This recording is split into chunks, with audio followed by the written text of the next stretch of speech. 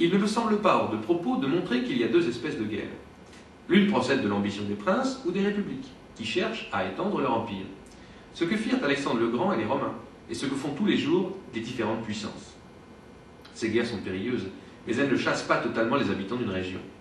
Car le vainqueur se suffit de la soumission des peuples. Il les laisse vivre le plus souvent sous leurs lois, et toujours dans leurs maisons et leurs biens.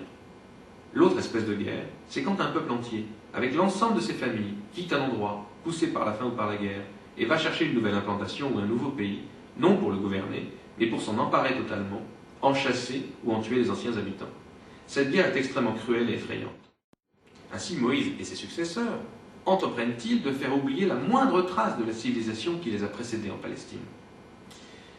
D'ailleurs, Machiavel se conforme ici à ce qui peut être une lecture littérale de la Bible, sa source pouvant être les passages du code deutéronomique dans lesquels Moïse fait des recommandations aux Hébreux à propos de la guerre de conquête qu'ils ont à mener.